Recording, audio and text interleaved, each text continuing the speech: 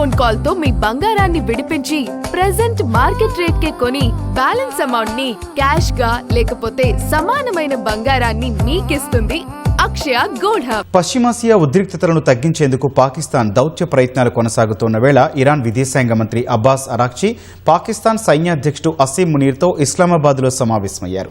Iran విదేశాంగ ప్రతినిధి ఇస్మాయిల్ బఘేయి కూడా చర్చల్లో పాల్గొన్నారు. అయితే ఏ అంశాలపై చర్చించారన్న వివరాలు తెలియరాలేదు. అమెరికాతో ఒప్పందం గురించి చర్చించారా లేదా అనే విషయాలను రహస్యంగా ఉంచారు. ప్రత్యక్ష చర్చలు జరిపే అవకాశం లేదని ఇరాన్ ఇప్పటికే స్పష్టం చేసింది. రెండు దేశాలు తమ అభిప్రాయాలు, డిమాండ్లను పాకిస్తాన్కు తెలియజేయాలని నిర్ణయించినట్లు సమాచారం. అబ్బాస్ పాక్ పర్యటనలో అణు చర్చలను ప్రస్తావించబోరని ఇరాన్ జాతీయ భద్రతా కమిటీ స్పష్టం చేసింది. అణు కార్యకలాపాలను రెడ్ లైన్గా నిర్దేశించుకున్నామని పేర్కొంది. కేవలం ద్వైపాక్షిక చర్చల కోసమే వెళ్లారని వివరించింది. అబ్బాస్ అరాక్చి కూడా పాక్, ఒమన్, రష్యా పర్యటనలో ద్వైపాక్షిక సంబంధాలు, ప్రాంతీయ పరిణామాలపైనే చర్చిస్తానని స్పష్టం చేశారు. అమెరికాతో ఒప్పందం ప్రస్తావనను ఆయన తీసుకురాలేదు. ఏప్రిల్ 11, 12 తేదీల్లో జరిగిన అమెరికా ఇరాన్ మొదటి విడత ప్రత్యక్ష చర్చలు విఫలమయ్యాయి.